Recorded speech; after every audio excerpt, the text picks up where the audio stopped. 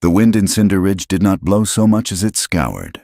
It carried the grit of the high plains, a fine, biting powder that found its way through the tightest window sash and settled in the creases of the skin.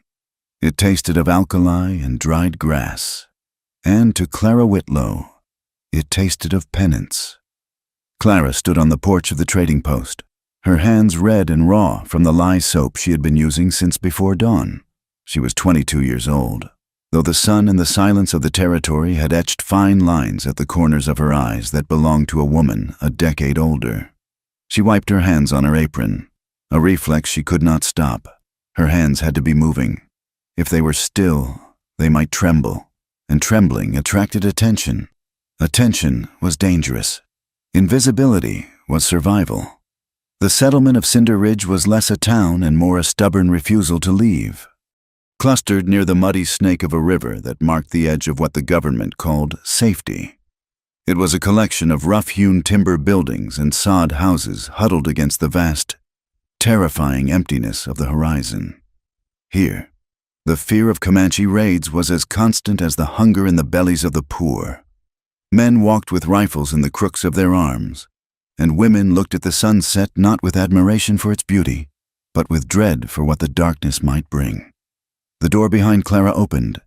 She did not turn, but her shoulders stiffened, a minute contraction of muscle that she instantly forced to relax. She knew the weight of those footsteps. Elias Whitlow stepped out into the morning glare. He was a tall man, broad in the chest, with a beard the color of iron filings and eyes that were a pale, watery blue. To the town, he was a pillar of strength. He was the trader who extended credit when the crops failed, the lay preacher who read the Psalms over the graves of children taken by fever, the man who held the community together with his booming voice and his heavy, leather-bound Bible. To Clara, he was the lock on the door. He was the shadow in the hallway. "Morning, daughter," Elias said. His voice was rich, projected as if he were addressing a congregation rather than a single woman. "Good morning, Father," Clara replied. She kept her eyes fixed on the distant scrub brush. She never called him by his name, and she never called him stepfather, not where anyone could hear. He required the title. It was part of the theater. "The wagon is loaded," Elias said, moving to stand beside her. He placed a hand on her shoulder. It was a heavy, possessive weight. Clara forced herself not to flinch. She counted the beats of her heart. 1, 2, 3. She willed her skin to turn to wood. "You have washed the linens." "Yes, sir." "They are drying on the line back of the store." "Good." A woman's work is the testament of her spirit. Cleanliness is next to godliness. "Clara, you know that." "I know," she whispered. His fingers squeezed her shoulder, just hard enough to bruise, a reminder of the strength he kept coiled beneath his Sunday coat. Then he let go, his hand sliding down her arm in a way that made her stomach turn over, before he stepped off the porch and toward the horses. "Make ready," Elias called back, his voice shifting to the jovial tone he used for business. "We ride for the depot at noon. I have business with the Army quartermaster, and you have supplies to buy for the house. Bring the boy.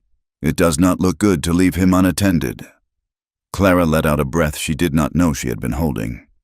She turned and slipped back inside the house, the gloom of the interior a welcome relief from the blinding Texas sun.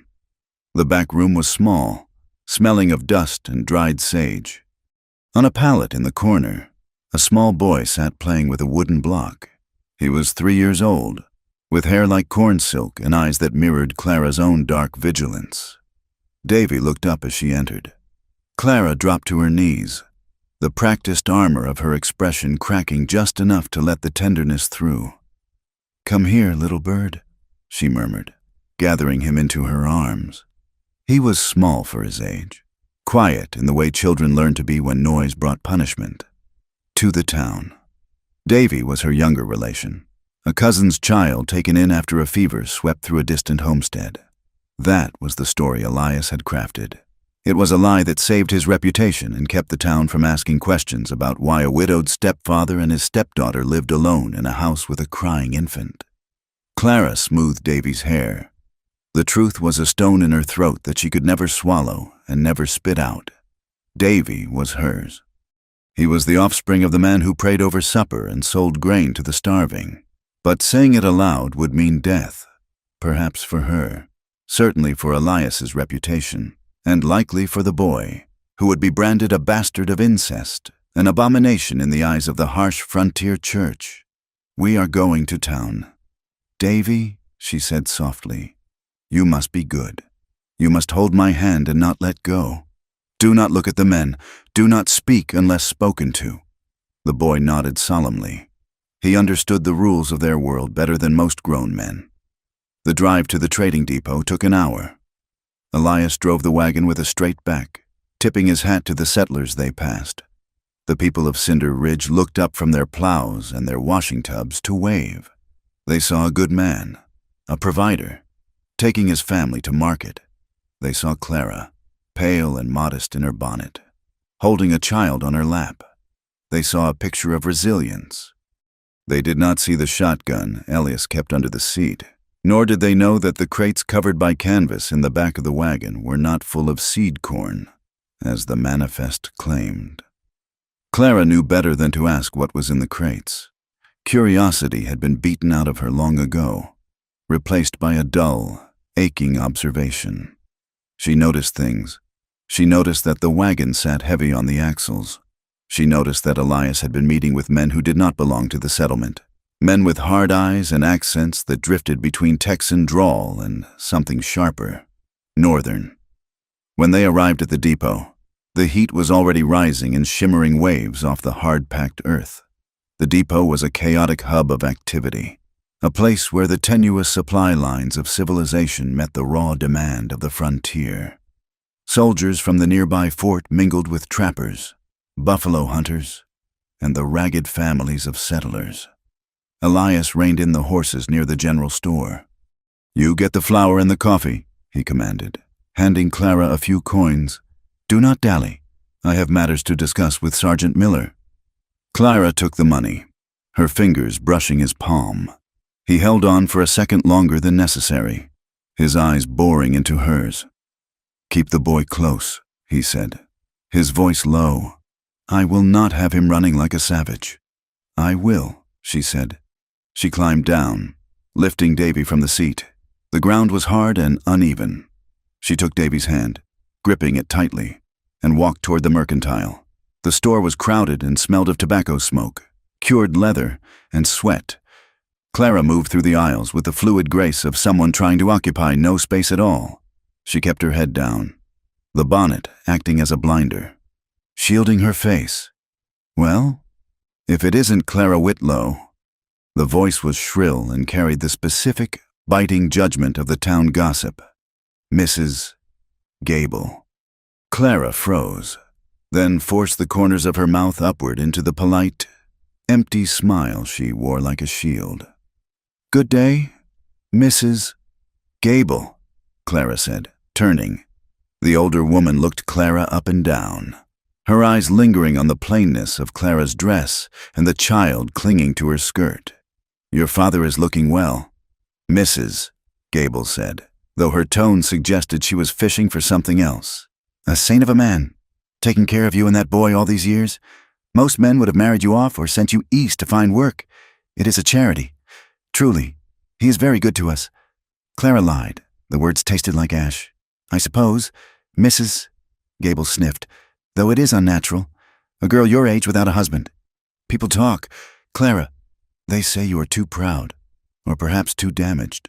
The frontier is no place for a woman without a man to master her." Clara tightened her grip on Davy's hand until the boy whimpered slightly. She loosened her fingers instantly, stroking his thumb with hers in apology. "I am content to serve my family, Mrs. Gable," Clara said softly. "Serve, indeed, Mrs." Gable turned her attention to a bolt of calico, dismissing Clara as if she were of no more consequence than a sack of beans. Clara finished her purchases quickly. A sack of flour, a tin of coffee, a small bag of sugar. She counted the change 3 times. Elias would check. He always checked. If a penny was missing. There would be a lecture on stewardship that would last for hours, followed by the silence that was worse than the shouting. When she stepped back out into the blinding light, she looked for the wagon. It had been moved. Panic, cold and sharp, spiked in her chest. She scanned the depot. She saw the wagon parked near the livery stable, tucked away in the shadows of the overhang. Elias was there, but he was not with Sergeant Miller. He was speaking with two men Clara had never seen before. One was a Mexican man with a scar running through his eyebrow. The other was a white man in a dust-colored coat, who looked like he had slept in a ditch. Clara stepped behind a stack of barrels, pulling Davy close to her skirts. She should not watch. Seeing was dangerous, but she could not move. Elias was gesturing to the crates in the wagon bed. He pried the lid off one with a crowbar. The sun caught the dull gleam of metal. Rifles. Brand new repeating rifles. Clara's breath hitched. These were not for the settlers. The settlers bought old muskets or shotguns. These were military grade, and Elias was not selling them to the army. He was selling them to the men who moved between the lines, Comancheros, traders who sold weapons to the tribes in exchange for stolen cattle and horses. The realization made Clara dizzy. Elias preached fire and brimstone against the heathen savages every Sunday. He prayed for the destruction of the Comanche, and here he was, arming them for profit. He was feeding the very war that terrified the town, ensuring the raids would continue, ensuring the fear that made him so necessary would never fade. He was a monster in every direction. The transaction was happening quickly. Gold coins were exchanged, heavy, clinking sounds that carried on the dry air. Elias shook hands with the man in the dust-colored coat. He looked smug, satisfied. Clara turned to retreat, to run back to the safety of the general store's porch before he saw her. She needed to pretend she knew nothing. Ignorance was the only safety she had. But as she turned, the world exploded. It did not start with a scream, but with the crack of a rifle shot that shattered the air like glass. The man in the dust-colored coat, the one shaking Elias's hand, jerked violently and collapsed, a spray of red misting the side of the wagon. For a second, there was absolute silence. Then, chaos erupted. Shouts rang out from the riverbank. Gunsmoke bloomed white and gray, drifting across the depot. Horses reared, screaming in panic. "Comanche!" Someone screamed, "Raid! It's a raid!" The word turned the depot into a bedlam of terror. Men scrambled for weapons. Women grabbed their children and ran for the nearest cover. The neat order of the settlement dissolved into a stampede of boots and hooves. Clara did not scream. She did not freeze. Her life had been a long lesson in crisis. She scooped Davy up into her arms, his small weight pressing against her chest, and she ran. She did not run toward Elias. She ran away from the wagon, away from the gunfire that was rapidly intensifying near the livery. She ducked between two buildings, her boots slipping on the loose dirt. The air filled with the sharp tang of gunpowder and the acrid smell of burning wood. Someone had knocked over a lantern. The dry timber of a shed was already catching fire. The flames roared up with terrifying speed, fed by the wind. Clara pressed herself against the rough wood of a water trough, shielding Davy's body with her own. "Hush, Davy, hush," she whispered into his hair. Through the gaps between the buildings, she saw flashes of movement. Riders. They moved with a fluidity that the settlers' heavy plow horses lacked. They were not a large war party, perhaps a dozen men, but they struck with the precision of a hawk diving. They were not there to burn the town, she realized with a jolt of clarity. They were there for the wagon. They were there for the guns Elias had been selling. The irony was bitter and sharp. Elias's double-dealing had brought the war right to their doorstep. A group of settlers had formed a firing line near the general store, their shots wild and panicked. The Comanche riders returned fire from beneath the necks of their ponies, difficult targets in the swirling smoke. Clara saw Elias.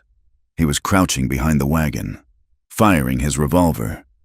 He looked terrified, his face pale, the mask of the patriarch stripped away to reveal a coward protecting his gold. He was not looking for her. He was not looking for Davy. He was looking at his money pouch. She felt a cold, hard hatred solidify in her gut. He would let them die. "Clara, we have to move," she told herself. The fire was spreading. The heat was becoming unbearable, pressing against her skin. She stood up, hoisting Davy higher on her hip. If she could make it to the root cellar behind the dry goods store, they might be safe. It was 20 yards of open ground. "Run!" she commanded her legs. She bolted from cover. The noise was deafening, the pop of rifles, the roar of the fire, the screams of men. She kept her eyes locked on the cellar door. 10 yards. A horse thundered past her. So close the wind of its passing whipped her skirt. She stumbled but kept her footing. 5 yards. A figure loomed up out of the smoke, blocking her path. It was not a settler. The horse was a roan paint, its coat streaked with sweat and ash. The rider pulled the beast up short, the animal rearing on its hind legs. Clara skidded to a halt, clutching Davy so tight he gasped. She looked up. The man on the horse was young, perhaps 30. He wore buckskins darkened by grease and travel, and his hair was long, braided with strips of red cloth. His face was painted, a stripe of black across the eyes, but beneath the paint, his expression was not the frenzied bloodlust she had been taught to expect. It was hard, focused, and terrifyingly calm. This was Tahuya. She did not know his name then, only his power. He looked at her. He looked at the child in her arms. Clara saw the decision form in his eyes. In the chaos of the raid, captives were currency. They were leverage. They were life. She turned to run back the way she came, but she was too slow. Tahuya kicked his horse forward. He leaned down with the impossible grace of a man born in the saddle. His arm swept out, hard as an iron bar. He did not strike her. He grabbed the fabric of her dress at the waist, his other hand catching her arm. With a heave that stole the breath from her lungs, he swung her upward. Clara screamed then, a raw sound that was lost in the din. The world tilted violently. She was dragged up across the horse's withers, the pommel of the saddle digging into her ribs. She fought to keep her hold on Davy. "Please!" she gasped, the word torn from her throat. "The boy!" Tahuya did not speak. He adjusted his grip, pinning her leg against the saddle, ensuring she could not throw herself off. He saw that she held the child. He did not pull Davy away. He simply secured them both, his arm locking over them like a vice. He wheeled the horse around, turning away from the burning buildings, away from the shouting men, away from Elias Whitlow. Clara caught a final glimpse of her stepfather. He was standing over the body of the Mexican trader, frantically stuffing gold coins into his pockets while the wagon burned. He did not look up. He did not see her go. Then the horse surged forward, galloping into the thick, choking smoke. The speed was terrifying. The ground blurred beneath them. Clara shut her eyes, burying her face in Davy's small, trembling shoulder. She felt the powerful muscles of the horse beneath her, the heat of the warrior's body against her back. They were leaving the settlement. They were crossing the river. They were passing into the void. Clara had spent her life fearing this moment. The stories said that death was preferable to capture. The stories said the Comanche were demons who would peel the skin from her bones. She waited for the blow. She waited for the cruelty. But there was only the rhythm of the gallop, the wind rushing past her ears, and the terrible, silent certainty that Clara Whitlow had ceased to exist. She was no longer a person. She was a ghost being carried into the wasteland. She clutched Davy, her fingers white-knuckled in his shirt. "I am here," she whispered into the roar of the wind, though she knew he could not hear her. "I am here, behind them." The smoke of Cinder Ridge rose into the uncaring blue sky, a black mark on the edge of the world. Ahead, there was only the open plain, the dust, and the long, blind ride into the unknown. Clara braced herself for the end of her life. She did not know yet that she was riding toward the beginning of it. The camp was not a place of rest, but a momentary pause in a ceaseless, grinding motion. They had ridden for 3 days straight, stopping only when the horses threatened to founder, sleeping in short, jagged bursts on the hardpan earth. When they finally established a semi-permanent halt in the shadow of a limestone canyon wall. Clara Whitlow felt less like a human woman and more like a hollowed-out gourd rattling in the wind. The land here was different from the scrubby borders of Cinder Ridge. This was the high country, a vast ocean of short grass and red dust that stretched into an eternity of silence. The air was thin and dry, sucking the moisture from Clara's lips until they cracked and bled. She sat on a buffalo robe near the center of the encampment. Davy pressed tight against her side. The boy had stopped crying days ago. He had lapsed into a wide-eyed, terrifying silence, his small hands gripping Clara's skirt with a strength that turned his knuckles white. Clara kept her head down. She watched the ground. She watched the feet of the people who moved around her, moccasins made of soft deerskin, encrusted with the dust of 100 miles. She expected cruelty. She had been raised on the stories of the frontier, tales whispered by the fireside of women skinned alive and children dashed against rocks. She waited for the firebrand, the whip, the knife, but the cruelty did not come. Instead, there was a heavy, suffocating indifference to the band. Clara was not a prize. She was a burden. She was another mouth to feed in a land where game was scarce. Another slow-moving body to protect when the soldiers came. "Get up." The voice was low, heavily accented but understandable. Clara looked up. A woman stood over her, her face a map of deep wrinkles and sun-darkened skin. She held a water skin made of a paunch. She thrust it at Clara. "Water," the woman said, pointing toward a trickle of a spring that seeped from the canyon wall a quarter-mile away. "Work." Clara took the skin. Her legs trembled as she stood, the muscles cramping from days in the saddle. She did not argue. She hoisted Davy onto her hip, though his weight made her stagger, and took the skin. She walked to the spring. She filled the skin. She walked back. This became her existence. The sun rose, a white-hot coin hammered into the sky, and Clara worked. She gathered dried dung for the fires because there was no wood. She scraped the flesh from hides until her fingers were raw and her shoulders burned with a fire that never went out. She carried water until the path to the spring was worn smooth by her boots. She learned to make herself small. In Cinder Ridge, she had been invisible to avoid Elias's dark moods. Here, she became invisible to survive. She learned that eye contact was a challenge, that slowness was an insult, and that silence was the only language that mattered. Through the haze of her exhaustion, she began to see him. Tahuya. He was not the largest man in the band, nor the loudest. There were younger warriors who preened and shouted, who painted their horses with jagged lightning bolts and boasted of the scalps they would take. Tahuya did not boast. He moved with a quiet, lethal economy. He was the center of gravity for the 30 souls in the camp. Clara watched him from the periphery of the firelight. She saw how the others looked at him, not with fear, exactly, but with a deference that was absolute.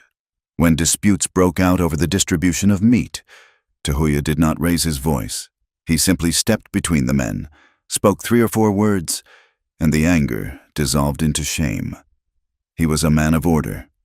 Clara realized this with a jolt of surprise.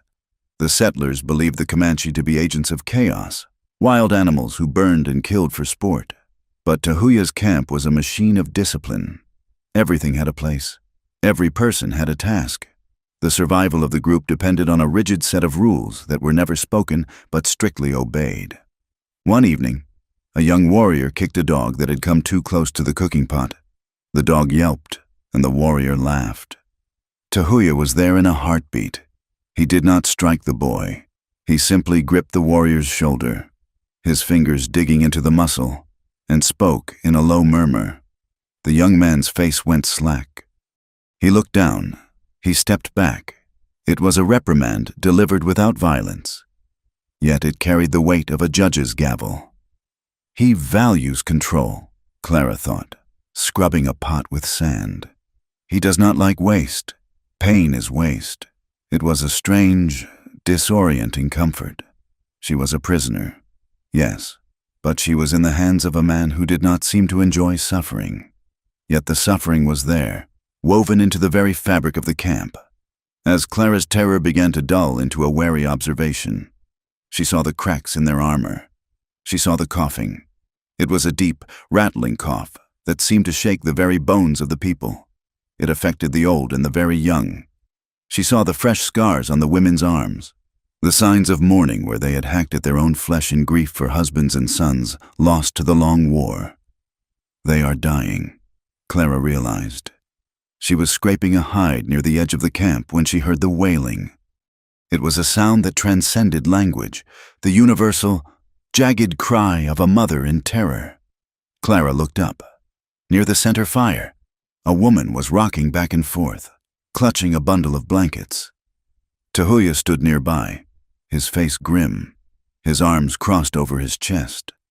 A medicine man was shaking a rattle over the bundle, chanting in a rhythm that sounded like a failing heartbeat. Clara knew that sound. She had heard it in the sod houses of the settlement when the fever took the babies. She looked at Davy, who was playing quietly in the dust with a smooth stone she had found for him. He was safe for the moment, but the child in the bundle was not. She should stay put. She should keep her head down. To interfere was to invite wrath. But Clara Whitlow had spent her life nursing the broken things Elias had left behind. She had learned the secrets of the root and the leaf because the doctor was too expensive and often too drunk to help. She stood up. The movement was small, but in the stillness of the camp, it was a shout. She walked toward the fire. The woman looked up, her eyes wild and red-rimmed. She pulled the bundle closer, hissing a warning. Tahuya turned. His gaze landed on Clara, heavy and unreadable. He did not speak. He waited. Clara fell to her knees beside the woman. She did not touch the child. She simply looked. The boy was perhaps 5 years old. His face was flushed a dark, angry red, and his breathing was a shallow, whistling gasp. His skin was dry, burning with a heat that radiated through the wool blanket. "Willow," Clara said. The word hung in the air. English, an alien.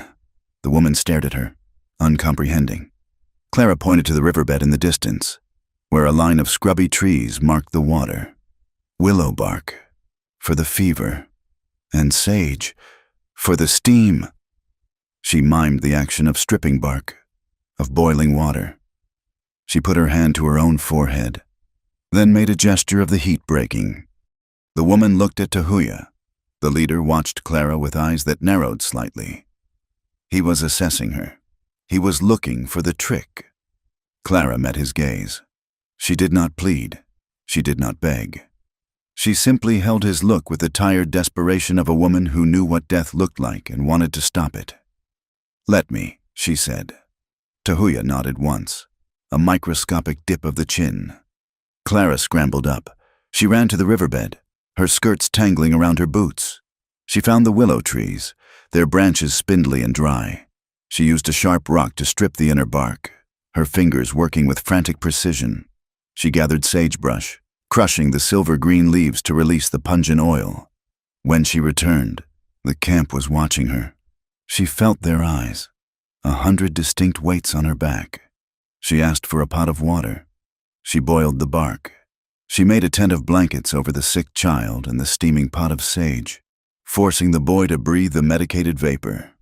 She took a cloth, dipped it in cool water, and bathed the boy's face, neck, and chest, over and over, fighting the heat that tried to consume him. She worked through the night. She did not sleep. She did not eat. The moon rose, a cold white eye staring down at the canyon, and Clara worked. Sometime near dawn, the boy's breathing changed. The whistling gasp smoothed out into a deeper, rhythmic draw. His skin, which had been dry as parchment, broke into a sweat. The fever broke. Clara sat back on her heels, exhausted, her hands trembling. The mother let out a sob, this time of relief, and pressed her face against her son's damp hair. Clara stood up. She felt dizzy. She turned to go back to her place on the edge of the camp, back to her invisibility. "You have strong hands." Clara froze. Tahuya was standing 3 paces away. He had been watching the whole time. He spoke in English, broken, halted, but clear. "I learned," Clara said, her voice raspy. "You are not soft," Tahuya said. He was not praising her. He was stating a fact, like noting that a horse had good teeth or a knife held an edge. Most white women die here. They fade. You do not fade. "I have a son," Clara said, looking toward where Davy slept curled in a ball. "I cannot fade." Tahuya followed her gaze. He looked at the boy, then back at Clara. "He is small," Tahuya said, "but he is quiet. That is good." He turned and walked away. There was no thank you. There was no smile. But the next morning, when the meat was distributed, Clara was given a portion of the hump, the rich, fatty cut usually reserved for the hunters. And the woman whose son she had saved brought her a pair of moccasins, silently replacing Clara's ruined leather boots. It was not friendship. It was a transaction. Usefulness for survival. But the dynamic had shifted. Clara was no longer just a prisoner. She was a resource. Days turned into weeks. The band moved constantly, a nomadic shadow drifting across the plains. Clara's skin darkened to the color of nut-brown clay. Her hands grew calloused and hard. She lost weight, the softness of the settlement stripping away to reveal the wire and bone beneath. She began to understand the language. It came to her in fragments. Commands first, then names, then the flow of conversation. She learned that the band was running. They were being hunted not just by the army, but by other things, hunger, despair, and the closing walls of a world that no longer had a place for them. It was during a midday halt that the truth of her capture finally sharpened into focus. Clara was mending a tear in a tipi cover. Sitting in the shade of a wagon the band had repurposed. Tahuya was sitting nearby with two other men, older warriors with scars that mapped the history of the Indian wars on their bodies. They were speaking in low, urgent tones. They spoke of the traitor, the white wolf. Clara's needle paused. She kept her head down, but her ears strained to catch the words. "He takes the gold," one warrior said, spitting on the ground. "He sells the rifles that jam. He tells the bluecoats where the water is. He is a snake," the other agreed. "He smiles with one face and bites with the other." Tahuya's voice cut through the anger. "We know this. The white wolf feeds on both sides. He grows fat on our blood and the blood of his own people. The white wolf. Elias?" Clara felt a cold sickness pool in her stomach. She had suspected it, of course. She had seen the guns, but hearing it confirmed, hearing the hatred in their voices, made the betrayal absolute. Elias was not just a criminal. He was a war profiteer of the worst kind. He sold the Comanche the means to fight, then sold their location to the army to be slaughtered, all while preaching the gospel in Cinder Ridge. And he was her father, in the eyes of the law. And in the eyes of these men, she was the daughter of the white wolf. If they knew who she was, really knew, they would kill her. The realization made her fingers slip. The needle pricked her thumb, a bright bead of blood blooming on the skin. She quickly wiped it away. That night, the temperature plummeted. The wind came howling down from the north, carrying the bite of early frost. The camp huddled against the cold. Clara had no buffalo robe of her own. She had the thin wool blanket she had been captured with, now threadbare and full of holes. She wrapped it around herself and Davy, curling her body around the boy to share warmth. But the cold was relentless. It seeped into her marrow. She shivered violently, her teeth chattering in the darkness. She was alone. She was thousands of miles from anything she knew. She was the daughter of a monster, living among people who would hate her if they knew the truth. The despair hit her then, sudden and overwhelming. It was not the fear of death, but the crushing weight of endurance. How long could she do this? How long until she broke? She pressed her face into the dirt and let the tears come. She did not make a sound. She had learned to cry silently years ago. In the room at the end of the hall, in Elias's house, her shoulders shook, her breath hitching in her chest. But she made no noise. A shadow fell over her. Clara froze. She wiped her face frantically on her sleeve and looked up. Tahuya stood there. He was wrapped in a thick buffalo robe, the fur dark and heavy. He looked down at her, his face obscured by the night. lit only by the faint glow of the dying embers. He did not speak. He watched her for a long moment, listening to the jagged rhythm of her breathing. He saw the tears she tried to hide. He saw the shivering she could not stop. Slowly, deliberately, he unfastened the robe from his shoulders. He held it out. Clara stared at it. It was a kingly gift. It was warmth. It was survival. "Take it," Tahuya said. "The cold takes the weak first." Clara reached out, her hand trembling. Her fingers brushed the coarse fur. She looked up at him, searching for pity. She found none. She found only a pragmatic recognition of her value, and perhaps something else. Acknowledgement. "Thank you," she whispered. She took the robe. It was heavy, smelling of smoke and animal musk. She pulled it over herself and Davy. The warmth was instant, enveloping. Tahuya did not leave immediately. He crouched down, balancing on the balls of his feet. "Why do you cry?" he asked. "You are alive. Alive is not enough," Clara said. The words slipped out before she could stop them. "It is all there is," Tahuya replied. "Yesterday is smoke, tomorrow is wind. There is only now. You breathe, you work, you fight. That is enough." He stood up then, turning his back to the wind. "Sleep, woman of the white wolf," he said. "We ride early." He knew. Clara's heart stopped. He called her woman of the white wolf. He knew she came from Elias's wagon. He knew she belonged to the man they hated, and yet he had given her the robe. She watched him walk away into the darkness. She pulled the fur tighter around her chin. He knew who she was, and he had not killed her. Why? The question haunted her as she drifted into a restless sleep. The answer came 2 days later, not in words, but in dust. The scouts rode in at a full gallop. Their horses lathered and blowing hard. They shouted to Tahuya before their mounts had even stopped moving. "Bluecoats," one shouted. "And settlers, a posse. They are close. Half a day's ride. They have the long guns." The camp exploded into motion. There was no panic, only a terrifying acceleration of routine. Tippies were struck in minutes. Fires were doused. Horses were loaded. Tahuya was everywhere, shouting orders in Comanche, his voice cracking like a whip. "Move! We move now! To the Badlands!" Clara scrambled to pack her meager belonging. She strapped Davy to her back with a strip of cloth, Indian style. She did not have a horse of her own.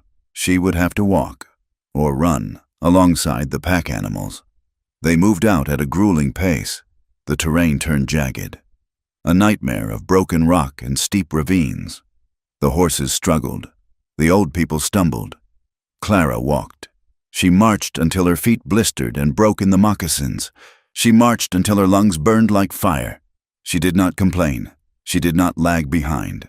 She focused on the back of the horse in front of her and put one foot forward, then the other. Tahuya rode back and forth along the line, urging them on. He saw Clara walking. He saw the child on her back. He saw the grim set of her jaw. He rode up beside her. "You slow us down," he said. But his tone was not accusing. It was testing.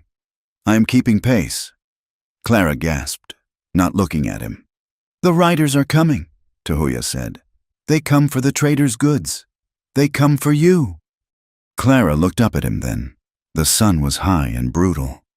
Sweat tracked through the dust on her face. "They do not come for me," she said. Tahuya halted his horse. The line of the band continued to move past them, a river of desperate humanity. "Why?" Tahuya asked. He looked down at her, his eyes piercing. "You are his daughter. The white wolf moves heaven and earth for his gold. Does he not move it for his blood?" Clara stopped. The exhaustion, the fear, the years of silence, it all welled up in her throat. She looked at this warrior, this man who had shown her more respect in 3 weeks than her stepfather had in a lifetime. She looked at the band, these people who were being hunted like animals because of men like Elias. She needed him to know. She needed to sever the cord that bound her to the monster back in Cinder Ridge. She needed to stand on her own ground, even if that ground was a grave. She stepped closer to Tahuya's stirrup. She raised her head, shielding her eyes against the sun. She spoke clearly. her voice cutting through the noise of the wind and the horses. "He is not my father," Clara said. "He is my stepfather." Tahuya frowned. "It is the same. You are his family." Clara shook her head. She reached back and touched Davy's leg. She took a breath that tasted of dust and old pain. "No," she said. "I am not his family. I was his property." She looked Tahuya dead in the eye. "My stepfather used me for offspring," she confessed, her voice thin but unbroken. The words hung in the air. Grotesque and undeniable. The Comanche went silent. The riders near them stopped. The women paused. The confession rippled through the immediate circle, translated by the shock on the faces of those who understood English. Tahuya stared at her. His expression did not change, but his eyes changed. The hardness in them fractured. He looked at Clara, and then he looked at the boy on her back, the boy with the corn silk hair and the eyes that held too much shadow. He looked at the child. He looked at the woman, and he understood. The horror of it, the taboo that transcended culture, landed like a physical blow. Tahuya knew the brutality of the world. He knew war. He knew torture. But this betrayal of the blood, this predation within the home, was a rot that disgusted him to his core. He looked back at the horizon, toward where the pursuers were coming, toward where Elias Whitlow was riding. The silence stretched, heavy and dangerous. Then, Tahuya looked back at Clara. He did not offer pity. He offered something far more terrifying. He nodded. "Ride," he commanded, gesturing to the space behind his saddle. Clara did not hesitate. She reached up, and he gripped her arm. He pulled her up behind him. They rode, but now they were not just running away. They were riding toward a reckoning. The silence that followed Clara's confession was not empty. It was heavy, a physical weight that seemed to press the very air out of the high plains.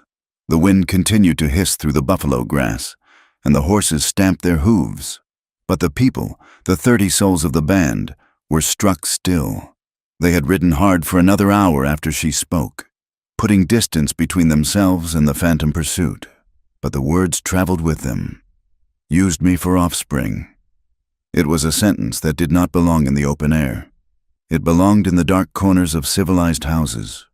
Behind the velvet curtains and locked doors of the settlements the Comanche had learned to despise. When they finally made camp in a dry wash protected by a rim of sandstone, Tahuya helped Clara down from his horse. He did not look at her. He did not speak. His hands were firm but impersonal, treating her with the same detached care he would show a valuable rifle or a lame mare. This silence terrified Clara more than the shouting she had expected. In Cinder Ridge, silence was the precursor to violence. Silence meant Elias was thinking, and Elias thinking always ended in pain. She stood by the dying fire of the setting sun, clutching Davy to her hip, her heart hammering a frantic rhythm against her ribs. Had she shamed them? Had she made herself too unclean to be tolerated? She watched Tahuya walk to the edge of the camp, staring out at the darkening horizon, his back a wall of rejection. She felt the eyes of the others on her. Some of the men looked at her with a new, dark intensity, rage, not at her, but at the crime she represented. The Comanche knew violence. They knew the brutality of war, the taking of captives, the harsh justice of the frontier. But the abuse of a child by the one sworn to protect her, that was a corruption that offended the deep, spiritual order of their world. A few of the younger women whispered behind their hands, their eyes wide with a mixture of horror and morbid curiosity. Clara shrank under the scrutiny. She moved to the periphery of the camp, finding a spot near a twisted mesquite bush. She sat down, pulling her knees to her chest, trying to make herself small again. "Eat." Clara flinched. An older woman stood over her. It was the one called Graygrass, a matriarch whose husband had been a war chief before the pox took him. She held a bowl of stew, the steam curling into the cooling air.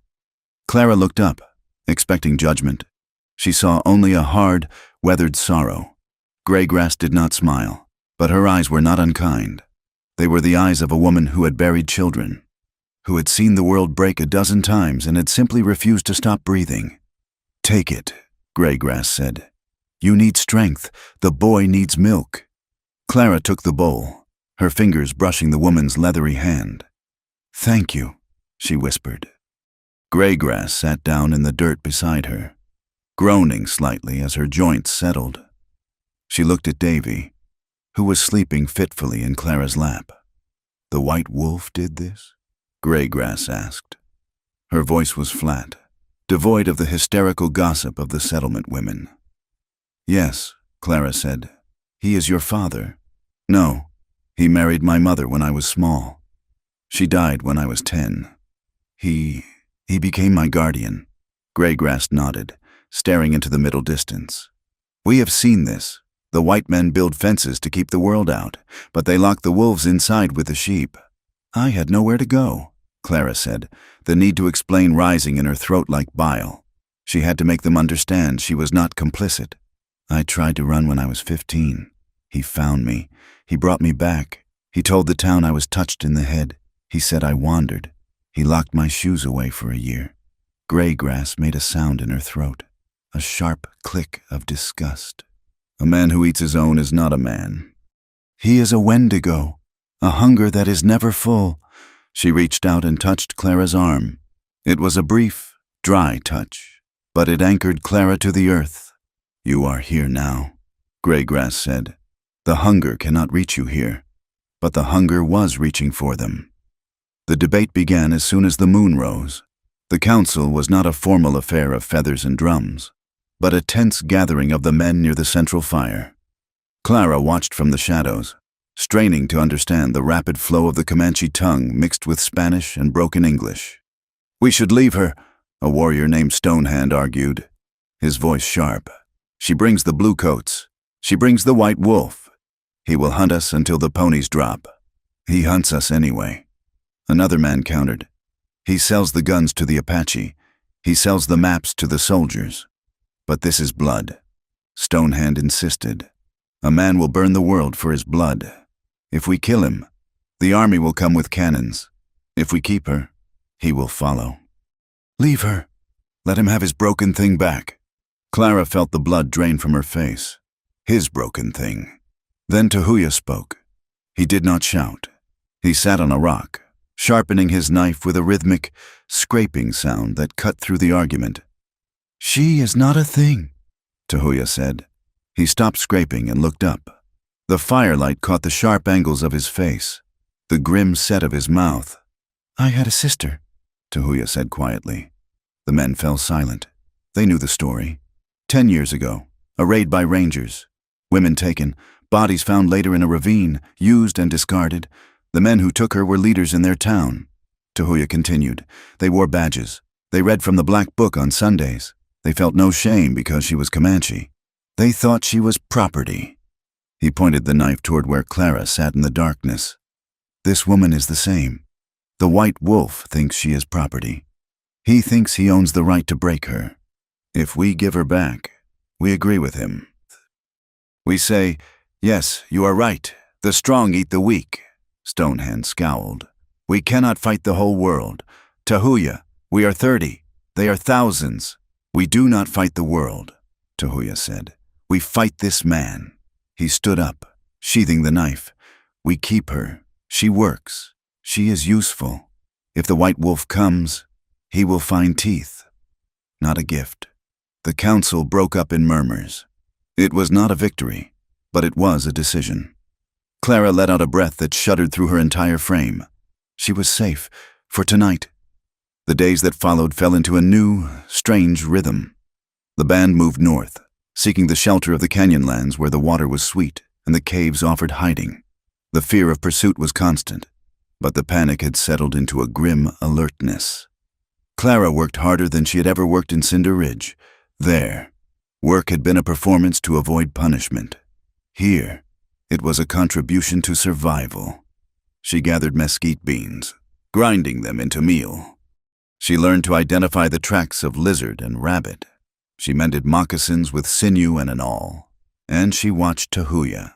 He kept his distance, but the quality of the distance had changed. It was no longer the distance of a captor guarding a prisoner. It was the distance of a man giving a startled animal room to graze. One morning, just before dawn, Clara was struggling to lift a heavy water skin onto a pack mule. Her arms shook with the effort.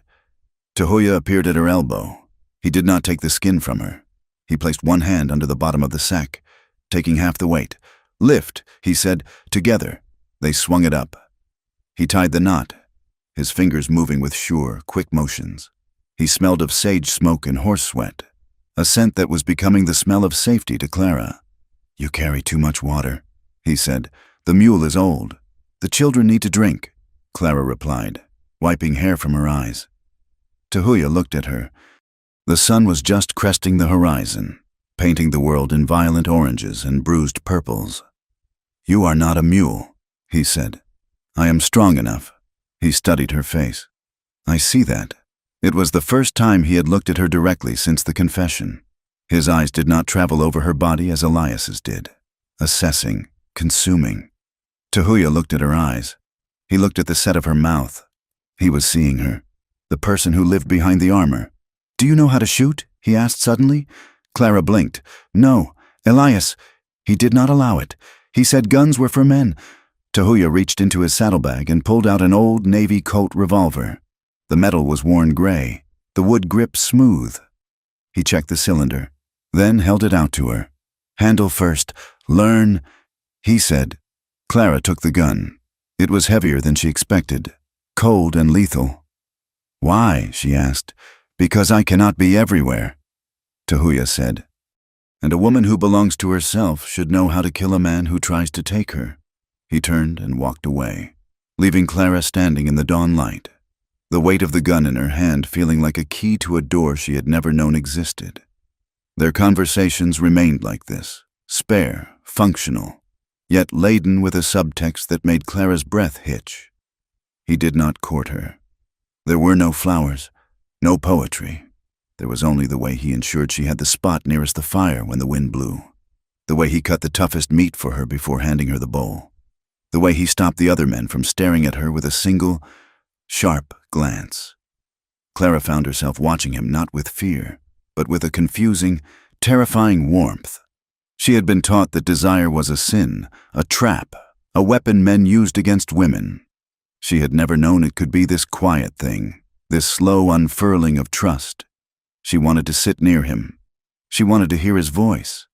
It terrified her. 3 nights later, the world narrowed down to a crack in the earth. The scouts had signaled a patrol. Not the army, but a militia group, ranchers and hired guns, likely looking for scalps to sell or cattle to reclaim. They were too close to outrun in the open moonlight. "Scatter," Tahuya ordered. "Hide." The band dissolved into the landscape. Tahuya grabbed Clara's arm. "Run!" They left the horses with the younger boys in a box canyon and scrambled up a scree slope. Tahuya moved like a ghost. Clara followed, her breath tearing at her lungs. Davy strapped tight to her back. They found a fissure in the rock face, a narrow ravine barely wide enough for 2 people, choked with shadow. Tahuya shoved her inside, then squeezed in after her. "Deep," he whispered. "Go deep." They pushed back until the walls narrowed to a pinch. The air was cool and smelled of damp stone. Outside, the sound of shod hooves on rock clattered dangerously close. Men's voices drifted down, rough, angry shouts. "See anything?" "Nah, just tracks. They went south. Check the ridge." Tahuya pressed Clara back against the stone wall. The ravine was so tight that his body was pressed against hers from chest to knee. He was a solid wall of heat.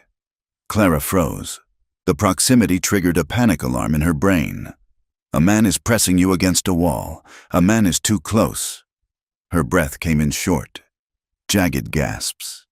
She began to tremble, a violent shaking that she could not control. Tahuya felt it.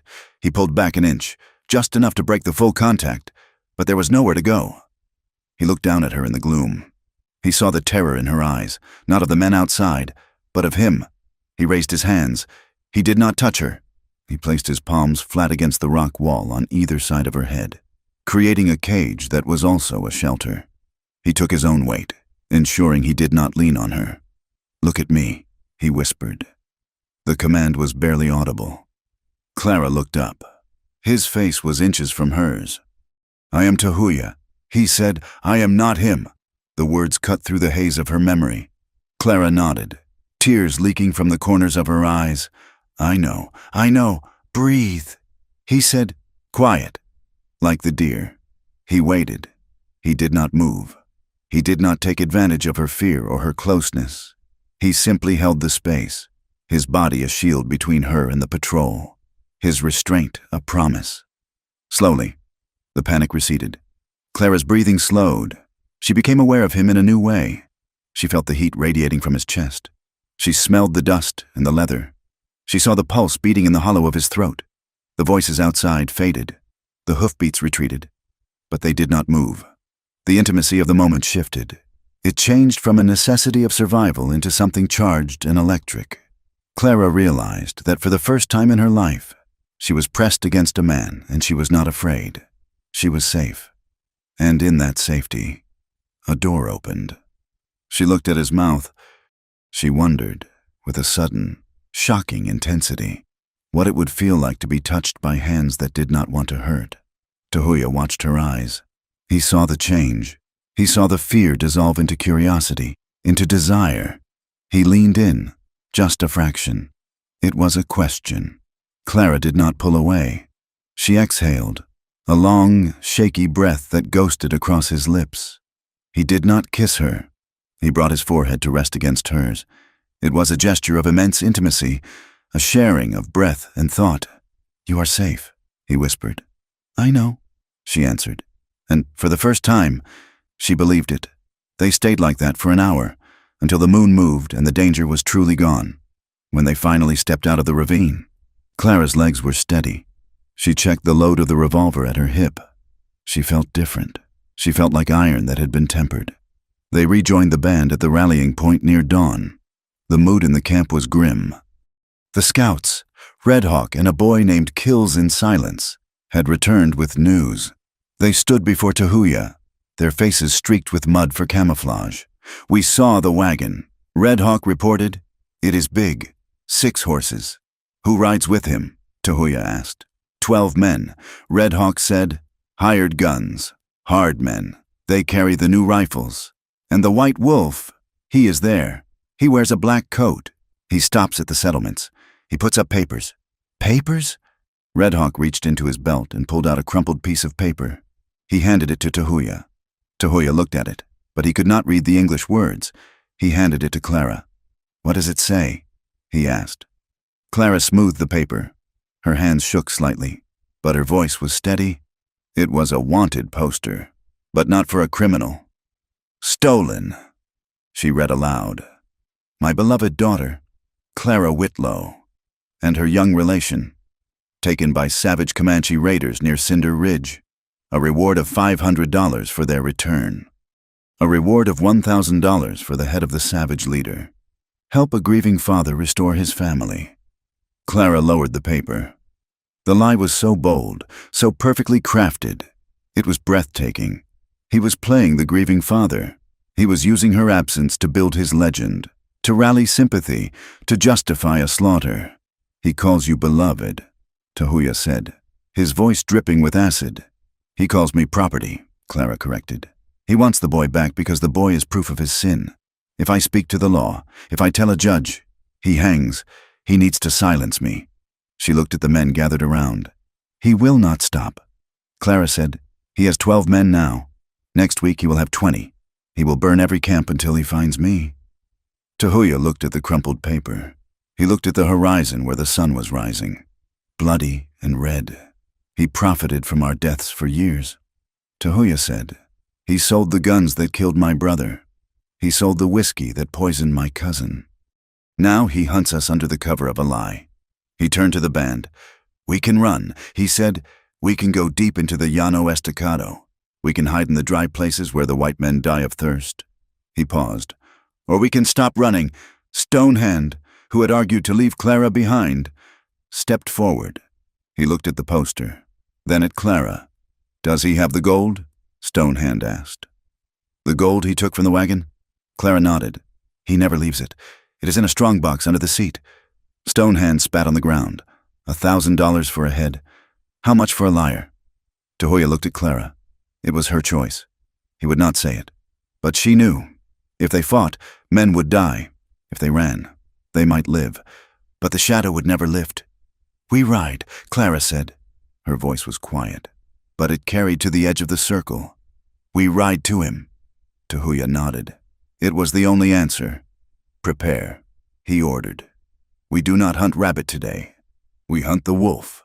The camp moved with a cold, deadly purpose. Weapons were checked. Faces were painted. There was no wailing, no fear. There was only the hard, bright clarity of justice. Clara mounted the horse Tahuya had assigned to her. She checked the revolver. She pulled Davy up behind her, tying him fast. Tahuya rode up beside her. His face was painted with black stripes, the color of death, the color of the night. "Stay close to me," he said. "I will," Clara said. They turned their horses south, back toward the settlements, back toward the danger. They were riding into the teeth of the storm. But as Clara looked at Tahuya's broad back, she realized she was no longer the leaf blown by the wind. She was part of the storm. The trail south was a scar upon the earth, washed out by the sudden violence of the autumn storms that battered the high plains. The sky turned the color of a bruised plum, hanging low and heavy over the riders as they pushed through the scrubland. Rain did not fall here as a blessing. It fell as a punishment. Cold sheets of water that turned the dust into a clinging, clay-like mud that sucked at the horses' hooves and chilled the riders to the bone. Clara Whitlow rode near the front of the column, her head bowed against the wind, her hat pulled low. The water dripped from the brim, running in icy rivulets down her neck. But she did not complain. She had ceased to be the woman who flinched at loud noises in the parlor. The saddle had become her home. The rhythm of the horse, her clock. Tahuya rode beside her, his body moving in perfect synchronization with his mount. He checked on her constantly. Though his gaze was never lingering or oppressive, it was a sweep of the eyes, a quick assessment of her posture, the color of her cheeks, the way she held the reins. "The going is hard," Tahuya said, his voice barely audible over the drumming of the rain. "We can stop. There is a shelter of rock 2 miles east." Clara looked up. Her face was pale, washed clean of the trail dust by the storm, but her eyes were flint. "Does he stop?" she asked. Tahuya shook his head. "The white wolf does not stop. He has fresh horses and men who fear him. Then neither do we." Clara said, "I will not let him gain ground while I rest." Tahuya studied her for a moment, rain slicking his braided hair.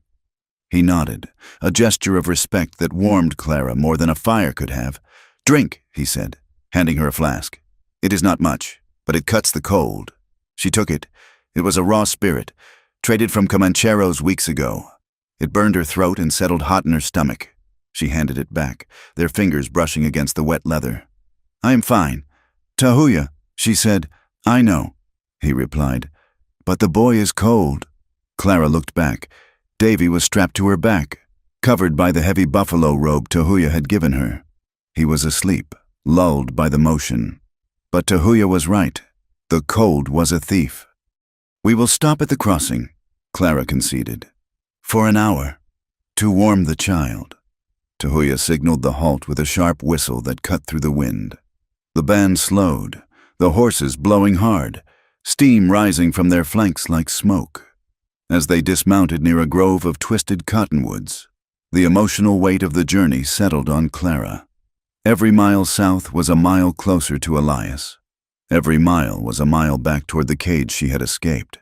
The dread was a physical sickness in her gut. She could almost smell the tobacco and bay rum scent of him, could almost feel the suffocating pressure of his presence in a room. She sat on a log, shielding Davy from the drizzle, her hands trembling slightly. It was not the cold. It was the guilt. She was leading these people, Tahuya, Stonehand, Graygrass, into the line of fire. They were risking extinction for her. "You carry a stone in your heart," Tahuya said. He was standing over her, holding a piece of dried meat.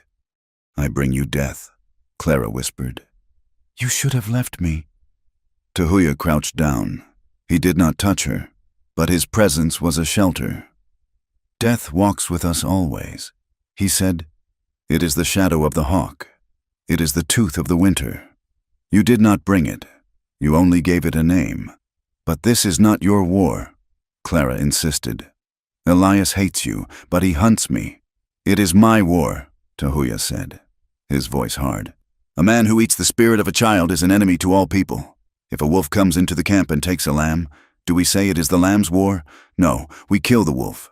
He offered her the meat. Eat. Guilt is a poor fuel. It burns hot but leaves only ash. Clara took the food. She looked at him, at the dark eyes that saw so much and judged so little. Thank you, she said. Ask before you think, Tahuya said gently. We are not done yet. The rain broke on the third day, leaving the world scoured and bright. The air smelled of wet sage and ozone. They crested a ridge and looked down into a shallow valley, and Tahuya raised a hand to halt the column. Below them, struggling through the mud of the valley floor, was a caravan. It was not a military patrol, nor a rich trade train. It was a ragged collection of wagons, hand carts, and walking figures. They are the broken ones, Red Hawk said, spitting on the ground. Clara squinted against the glare. She saw a mule pulling a cart piled high with furniture. She saw women walking with bundles on their heads. She saw men pushing wheelbarrows. Who are they? She asked. People with no land, Tahuya said. The army moves them. The banks move them. They are like the tumbleweed. They rode down slowly, weapons sheathed but hands near them. The caravan stopped as the Comanche approached. Fear rippled through the group below. Men reached for old shotguns. Women pulled children behind their skirts. Tahuya held up a hand. Palm out. Peace. The leader of the caravan stepped forward. He was a black man, tall and broad-shouldered, wearing a coat that had been patched so many times the original fabric was lost. He held a rusted rifle, but he did not raise it. We have nothing for you to take, the man said. His voice was deep, weary. Unless you want sickness and debt, we do not rob the poor, Tahuya said in English. We seek news. The man relaxed slightly. He looked at Tahuya, then at Clara. His eyes lingered on her. A white woman riding with Comanche, carrying a child, armed with a revolver. There was no judgment in his face, only a recognition of another survivor. I am Silas, the man said. We come from the east. Share our fire. We have beans. Not much else. Tahuya nodded. They made a temporary camp alongside the caravan. It was a strange meeting of worlds. The Comanche, disciplined and fierce, mingled with the ragtag group of displaced families. There were Mexican vaqueros who had lost their work when the big cattle companies fenced the range. There were poor white sharecroppers driven off by drought. There were freedmen like Silas, walking west in search of a place where the law might be colorblind. Clara walked among them. She saw a Mexican woman nursing a baby under a wagon. She saw a white grandfather sharing tobacco with Stonehand. She sat by Silas's fire as the sun went down. You running too? Miss? Silas asked, stirring a pot of watery beans. Yes, Clara said. I am running from a man who thinks he owns the world. Silas chuckled, a dry, rattling sound. Plenty of those men about. They draw lines on paper and call it law. They put up fences and call it progress. Me and my kin. We tried to farm near the Brazos. A company man came with a piece of paper, said the land belonged to the railroad now. Sheriff came the next day with a torch. He looked at Clara. The law is a hammer. Miss, it only works for the hand that holds it. Clara felt a chill that had nothing to do with the wind. Elias was the hand that held the hammer in Cinder Ridge. Did you see a man? Clara asked. A trader, tall, rides with armed men. Silas nodded slowly. We saw him, 2 days back, passed us on the road like we was dirt. Big black horse. He stopped at the trading post in Bitter Creek, pasting up papers. Papers. Wanted posters. Silas said, but not for a thief, for a daughter. Clara closed her eyes. He offers a lot of money. Silas continued quietly. $500. That is a lifetime of wages for a man like me. He looked at Tahuya, who was checking the horses nearby. Some of the men in my group, they talked about it. $500 buys a farm. It buys freedom. Clara's hand drifted to her gun. Silas saw the movement. He shook his head. Don't worry, miss. We know what it is to be hunted. We ain't selling you out. Money that comes from blood don't spend right. It curses the ground. Clara looked at this man, who had nothing, who had been burned out and driven off, and who still held on to a code of honor that Elias would never understand. Thank you, Silas, she said. He is heading for the canyon pass. Silas said, he thinks you will try to cross into the territory. He has men watching the water holes. Clara stood up. She had to tell Tahuya. As she walked back to their side of the camp, she realized something profound. The prejudice she had been taught, that the Comanche were savages, that the blacks were simple, that the Mexicans were lazy, was a lie constructed to justify the theft of the land and the labor of others. Elias and men like him needed these lies. They needed to make people less than human so they could use them. Clara Whitlow was done with lies. The band moved out the next morning, leaving the caravan behind. The goodbye was quiet. Tahuya gave Silas a haunch of venison. Silas gave Tahuya a pouch of tobacco. They rode for the canyon pass Silas had mentioned. It was dangerous terrain, a maze of red rock and deep shadows, but it offered water. They reached the spring at twilight. It was a hidden oasis, a pool of black water fed by a seep in the canyon wall, surrounded by ferns and moss that seemed impossible in the desert heat. The band made camp, but the mood was tense. They were close now. Elias was near. Tahuya approached Clara where she sat by the water, washing the dust from her face. The scouts say the pass is clear, he said, but we must be careful. Clara nodded. She wiped her face with her sleeve. Silas told me something. She said, he said the law is a hammer. He is wise, Tahuya said. He sat down on a flat rock near her. Clara looked at the water. I never wanted to be an outlaw. Tahuya, I wanted a garden. I wanted a house with windows that locked from the inside. I wanted to teach my son to read. That is not asking for much, Tahuya said. It feels like asking for the moon, Clara replied. Tahuya picked up a pebble and skipped it across the dark water. It made 3 small ripples before sinking. I wanted to be a horsebreaker, he said softly. Before the wars, before the Texas Rangers burned my father's village. I liked the horses. They are honest. If they bite you, it is because they are afraid, not because they are cruel. He looked at his hands, scarred and rough. Now I'm a war chief. I lead men to kill. I wake up in the night and I smell blood. I fear that one day I will not be able to wash it off. I fear I will become like the wolf we hunt, hard, cold, empty. Clara turned to him. The moonlight caught the sharp planes of his face, revealing the exhaustion etched there. He was not a myth. He was a man, tired of the weight he carried. You are not him, she said fiercely. How do you know? Tahuya asked. I have killed many men. Because you ask, Clara said. Elias never asks. He takes. You ask. You stopped for the child. You gave Silas meat. You are not empty. Tahuya, you are full of grief. Yes, but that means you are still human. She reached out. It was a bold move, terrifying in its implications. She placed her hand over his, covering the scars. He went still. He looked at her hand, pale against his dark skin. He turned his palm upward, interlacing his fingers with hers. The grip was strong, warm, and desperate.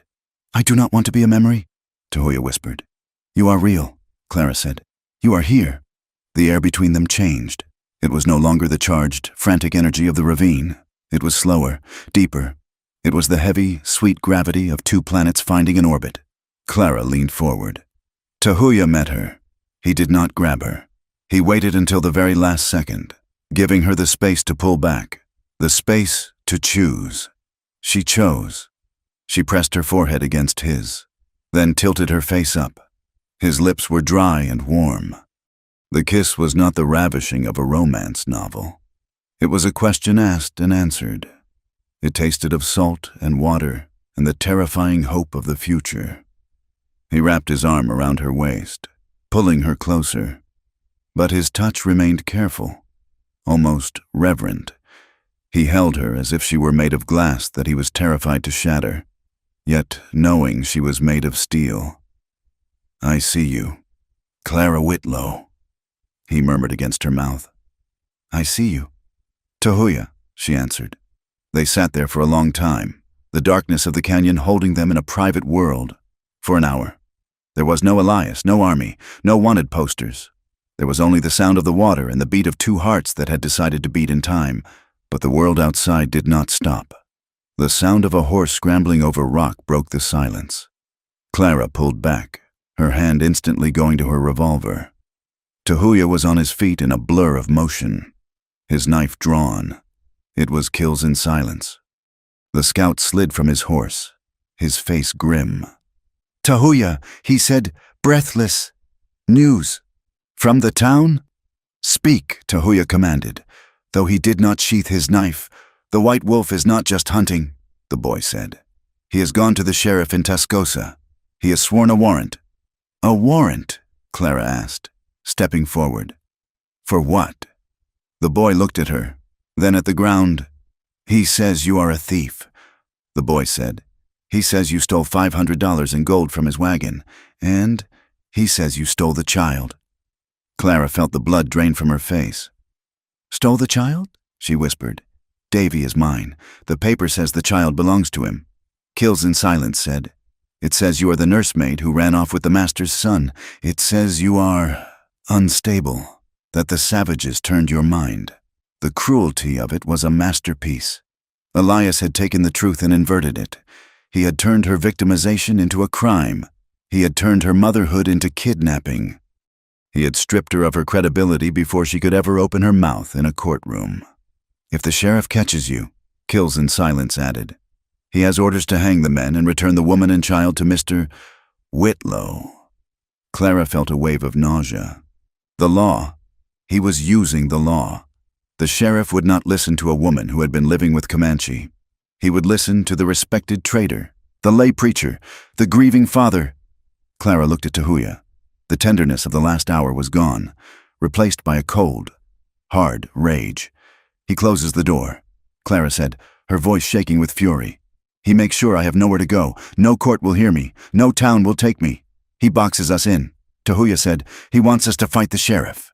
If we kill a lawman, the whole army comes. He uses the badge as a shield." Clara said, "He is a coward." Tahuya sheathed his knife with a vicious snap. "A shield only protects the front," he said. He turned to the fire, kicking a log into the flames. Sparks flew up into the dark. "We cannot fight the sheriff," Tahuya said, "and we cannot fight the army. So we must not fight them." "How?" Clara asked. "We make him come out," Tahuya said. "We make the wolf leave the pack." He looked at Clara. "He wants you, we will give him you." Clara froze. "What?" "Not really," Tahuya said, his eyes glittering with a dangerous light. "We give him the story he wants. We send word. We say the woman is weak. She is slowing us down. We say we will trade her back for the gold he owes us." "He will believe it?" Clara asked. "He believes everyone is like him," Tahuya said. "He believes everything is for sale. He thinks I am a savage who wants whiskey and gold, so I will be that savage." He stepped closer to her. "We lure him away from the sheriff. We lure him away from the guns. We bring him to a place where his papers do not matter." "And then?" Clara asked. "Then we kill him," Tahuya said. The plan was madness. It relied on Elias's arrogance. It relied on his belief that Clara was nothing more than a broken object and that Tahuya was nothing more than a greedy raider. But as Clara looked at Tahuya, she realized it was the only way. The law was a weapon she could not hold. The truth was a language Elias spoke better than she did. Violence was the only currency left. "I will do it," Clara said. "I will write the note. You will tell him I am cruel," Tahuya said. "Tell him I beat you. Tell him I am tired of your crying. Make him feel powerful." Clara nodded. She knew how to do that. She had done it for 10 years. "I will make him come," she said. The wind picked up again, whistling through the canyon. It sounded like a mourning song, or perhaps a war cry. Clara reached out and took Tahuya's hand one last time before they turned to the business of death. "We end this," she said. "Yes," Tahuya replied. "We end it, or it ends us." They stood together in the dark, the water of the spring black as ink beside them, the future rushing toward them like a falling rock. Clara Whitlow was no longer running. She was waiting, and the wolf was coming to the trap. Blackwood's Crossing was a scab on the landscape of the territory, a collection of rough-hewn timber buildings huddled near a muddy tributary where the cattle trails intersected with the freight roads. It was a place where men traded furs for whiskey, where silence was the common currency, and where the law was often decided by who drew iron the fastest. On this particular afternoon, the air hung heavy and yellow, thick with dust and the impending threat of a storm that refused to break. The wind kicked up eddies of grit that danced across the hard-packed earth between the saloon and the general store. Clara Whitlow sat on her horse at the edge of the scrub, hidden by a stand of mesquite. Her heart felt like a trapped bird battering itself against her ribs. Beside her, Tahuya sat motionless, his face painted with the black stripes of war, his eyes fixed on the outpost below. "He is there," Tahuya said quietly. Clara followed his gaze. A large wagon, the wood polished and dark, stood near the hitching rail of the trading post. 6 horses were tethered nearby, big, grain-fed mounts that spoke of money and power. Men in dusters leaned against the porch posts, their hands resting casually near their holsters. They were not settlers. They were hired guns, men with hard eyes and no allegiance beyond the coin in their pockets. And there, stepping out of the shadowed doorway of the post, was Elias. He wore a long black coat, immaculate despite the dust. He adjusted his hat, looking around with the proprietary air of a man who believed the earth existed solely to support his boots. "He waits for the savage," Tahuya said. "He expects to trade gold for a broken woman. He expects me to be cowering," Clara whispered. "He expects shame to keep my mouth shut." "Shame is a collar," Tahuya said, turning to look at her. "Do you wear it today?" Clara gripped the reins until her knuckles turned white. She thought of the nights in the locked room. She thought of Davy, safe back at the hidden camp with gray grass. She thought of the lies Elias had pasted on every wall from here to the Brazos. "No," she said. "I wear nothing of his." Tahuya signaled to the men behind them. The band had split into 2 groups. Stonehand and the younger warriors were circling the perimeter to cut off escape. Tahuya, Clara, and the seasoned fighters would ride straight down the center. It was not a raid. It was an execution of justice. "Let us go," Tahuya commanded. They rode out of the cover and down the slope. They did not charge with war whoops and firing guns. They walked their horses down the main street of Blackwood's Crossing, a silent, terrifying procession of armed men. The activity at the outpost froze. A blacksmith dropped his hammer. A woman hanging laundry stopped with a sheet halfway to the line. The hired guns on the porch straightened, hands hovering over their weapons, but they did not draw. They counted the riders. They saw the rifles resting across the saddles. They saw the discipline. Elias looked up. He saw the Comanche. He saw the leader with the black paint. And then he saw Clara. For a moment, his mask slipped. A flash of genuine shock crossed his face, not because she was alive, but because she was riding upright. She was not bound. She was not weeping. She was looking at him from the back of a horse, a revolver at her hip, flanked by the very men he had paid to have exterminated. Tahuya halted the band 10 paces from the porch, the silence stretched tight as a bowstring. Elias recovered quickly. He stepped down from the porch, moving into the sunlight. He spread his hands, a gesture of benevolence that made Clara's stomach turn. "Clara," he called out, his voice rich with practiced relief. "Praise be, you are alive." He took a step forward, ignoring the armed warriors as if they were nothing more than scenery. "Come down, child," Elias said. "You are safe now. I have brought the ransom. I have brought men to escort you home. The nightmare is over." Clara did not move. She sat high in the saddle, looking down at the man who had defined her world for 12 years. "It is not a nightmare," Elias, Clara said. Her voice shook, a tremor she hated, but the words were clear. It is the first time I have been awake. Elias's smile faltered, just for a fraction of a second, before he pasted it back on. He looked at the crowd that had gathered. Trappers, store clerks, a few travelers. He needed an audience. He needed the narrative. The savages have turned your mind, he said, his tone dropping to a sad, pitying register. We know what they do to white women. They drug them. They twist their thoughts with heathen magics. You are not yourself.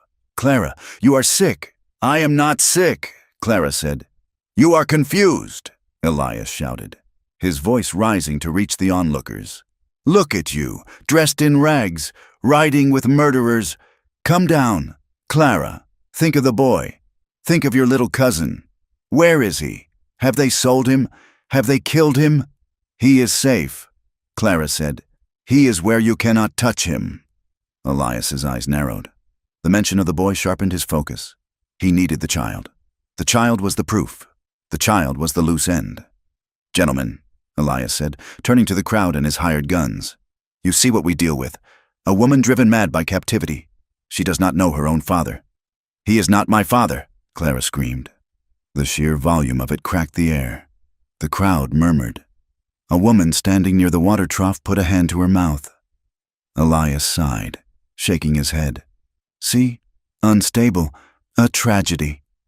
He turned back to Clara, his voice hardening. Get down off that horse.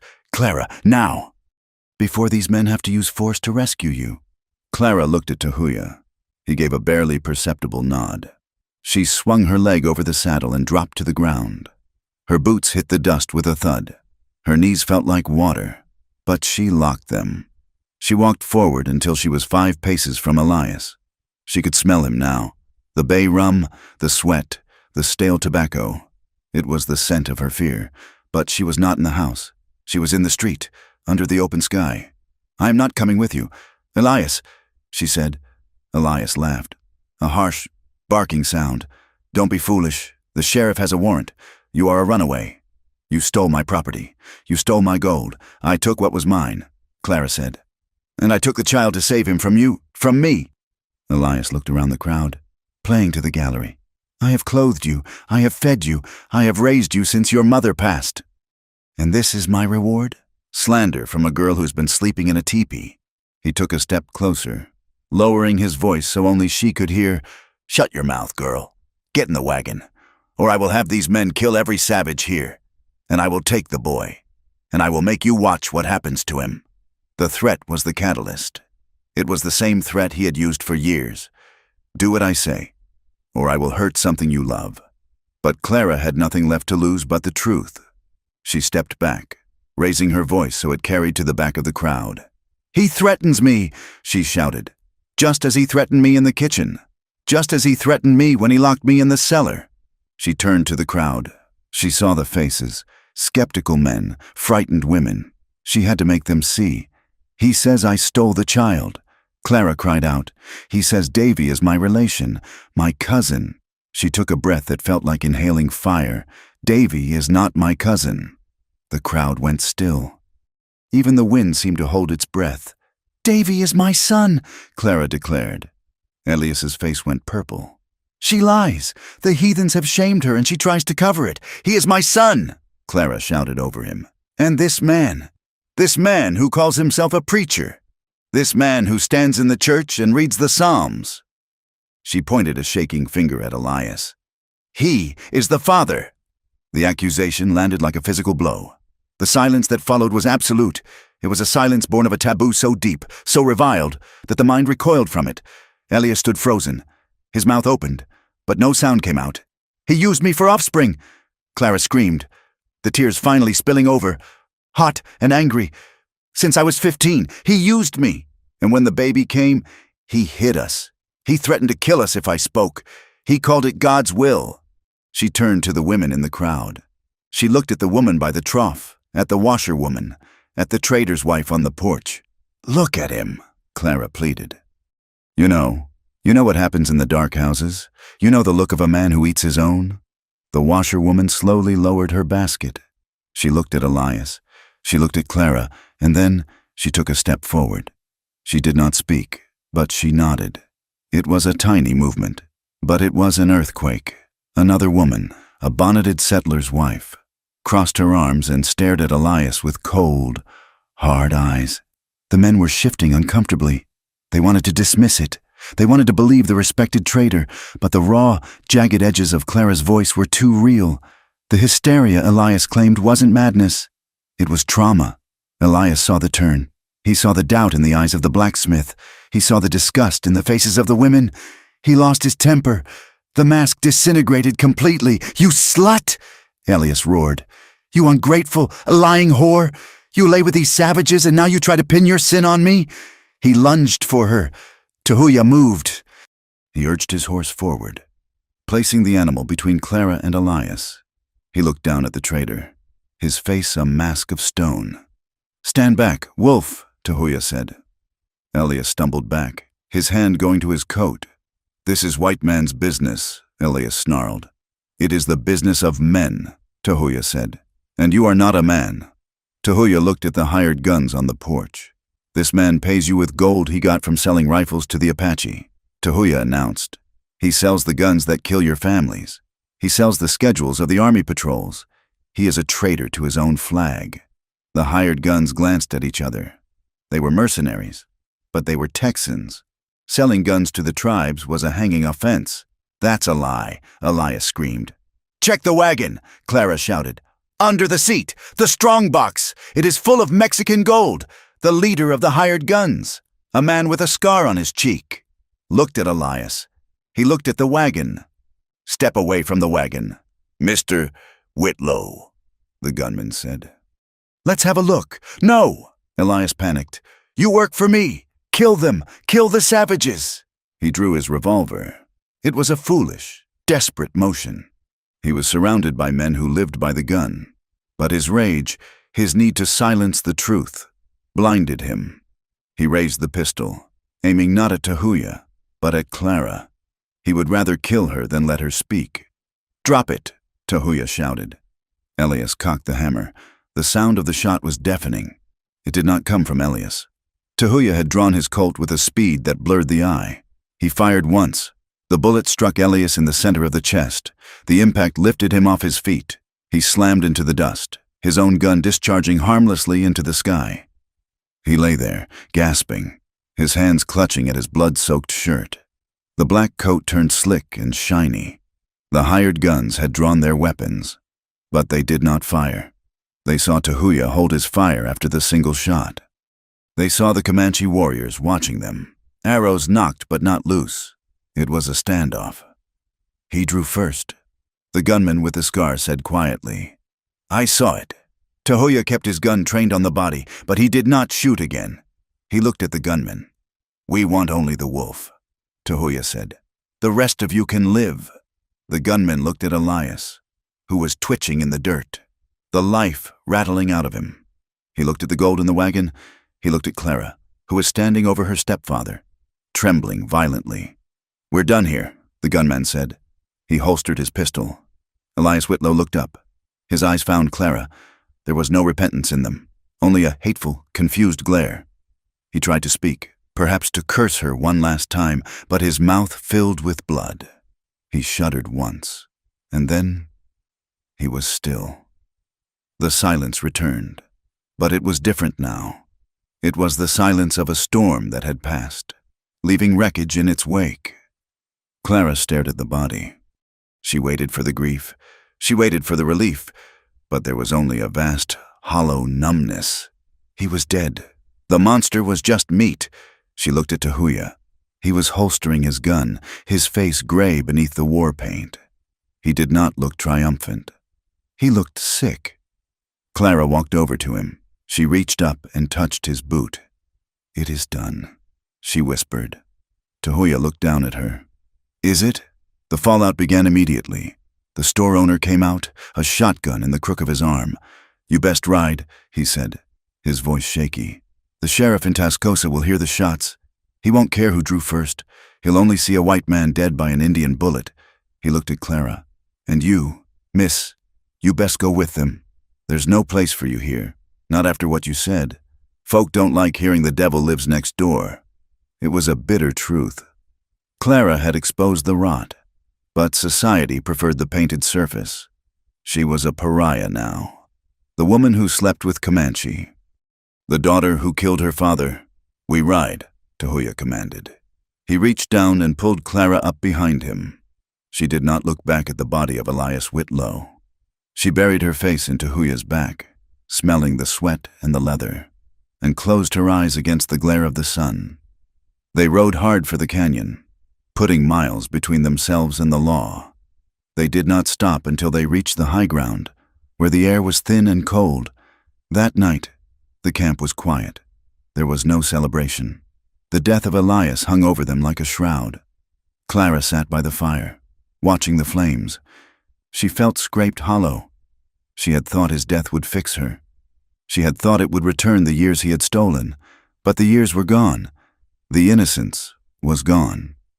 Tahuya sat across from her. He was cleaning his gun, dismantling it with mechanical precision. "You are quiet," he said. "I feel heavy," Clara admitted. "You carry the ghost." Tahuya said, "When you kill a man, you carry him for a while. It is the cost." "I didn't kill him," Clara said. "You did. I was the hand." Tahuya said, "You were the will."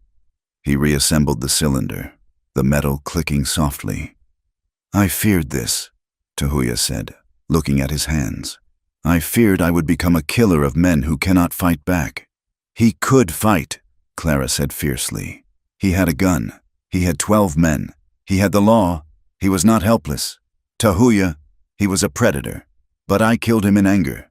Tahuya said, "I did not kill him for the tribe. I killed him because he looked at you with hate. I killed him because I wanted him dead." He looked up at her, his eyes full of torment. "Does that make me a wolf?" Clara moved around the fire. She sat beside him. She took the gun from his hands and set it on the ground. She took his hands in hers. "No," she said. "A wolf kills to eat.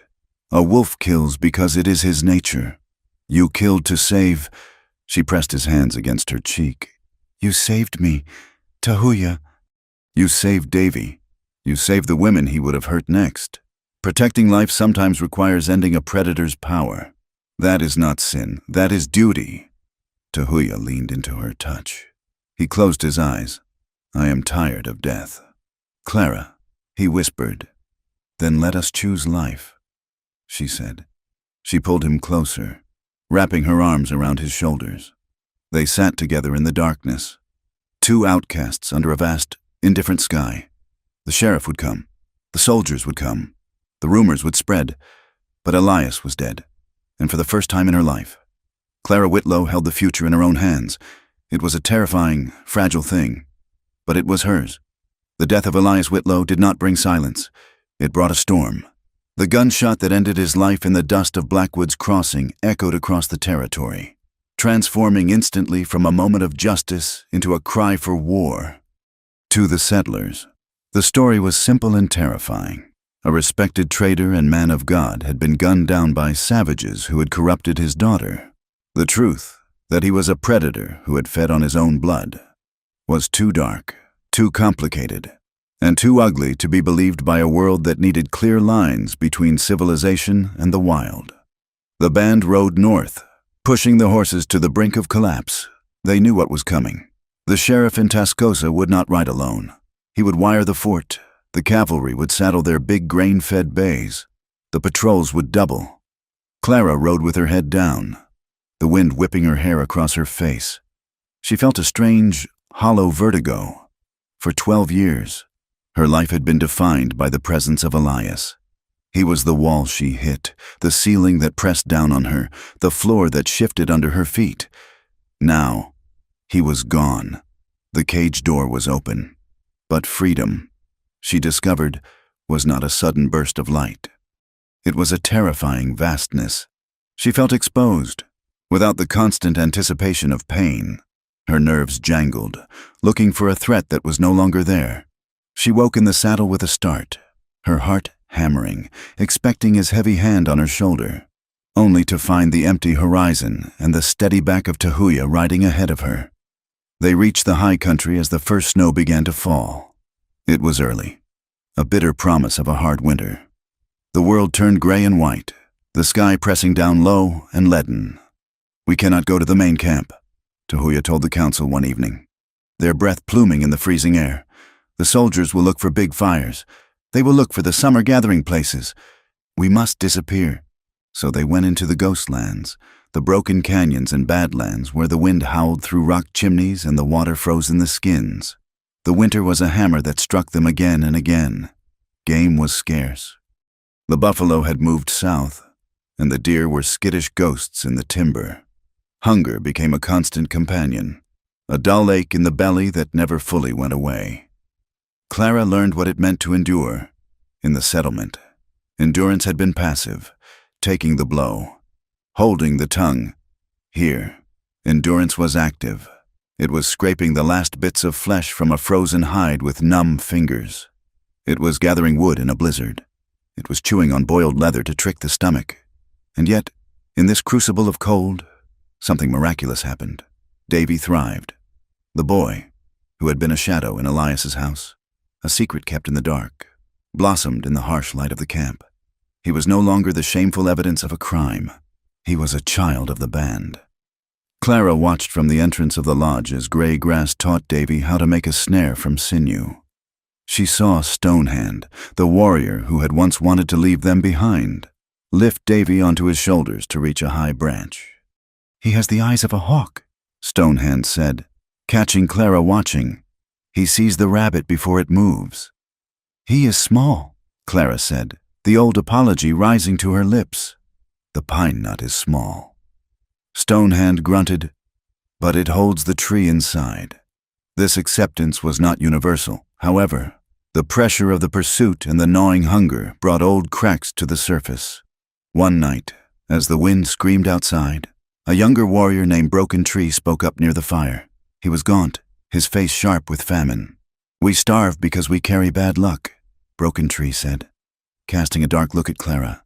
"The white woman brings the soldiers. The wolf is dead, but his ghost hunts us. Why do we keep her? Why do we keep the half-blood child?" The lodge went silent. The accusation hung in the smoky air. It was the fear speaking, the ancient terror of a people who had seen their world shrink year by year. Clara felt the familiar cold dread. She waited for Tahuya to speak, to defend her as he had before. But Tahuya remained silent. He sat looking into the fire, his face unreadable. Clara realized then that he could not fight every battle for her.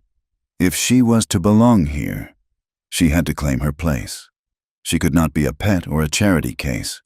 She had to be a woman of the people. She stood up. The movement was stiff from the cold, but she straightened her spine. She walked to the center of the lodge, standing between Broken Tree and the fire. "I do not bring the soldiers," Clara said. Her voice was raspy from the smoke, but steady. "The soldiers come because they want the land. They want the gold. They want the water. If I leave tomorrow, they will still come." She looked Broken Tree in the eye. "You say I am bad luck. But who stitched your moccasins when the ice cut them? Who boiled the willow bark when your cough was deep?" She pointed to the corner where the dried meat was stored, a meager pile, but one she had helped process. "I work," Clara said. "I carry wood. I break ice. I do not eat until the child eats. I am not a white woman here. I am a pair of hands. I am a mother." She looked around the circle of faces, seeing the fatigue and the fear. "My stepfather tried to make me a nothing. He tried to make me a ghost. I will not let you do the same. I am Clara, and I stay because I am useful, and because I am free." Broken Tree stared at her. He looked for the weakness, the submissiveness he expected from a captive. He found only the hard edge of a survivor. He grunted and looked away. "The fire is low," he muttered. "Put more wood on it." It was not an apology, but it was a concession. The tension broke. Tahuya looked up at her, and the pride in his eyes was a warmth that touched her deeper than the fire. The winter dragged on. Rumors reached them from the few hardy traders who ventured into the Badlands, men who traded ammunition for furs and asked no questions. They say the trader Whitlow was a saint.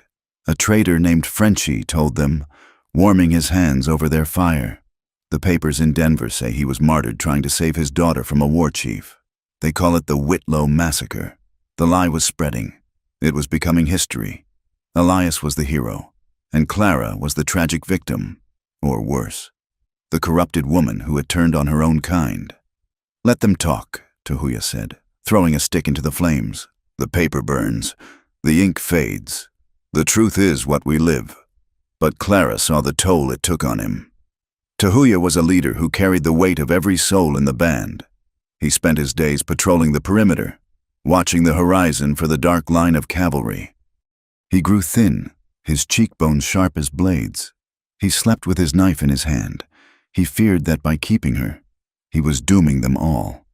When the Chinook winds finally blew in from the south, melting the snow into slush and waking the dormant grass, the band prepared to move. They had survived the winter, but the spring brought the soldiers back.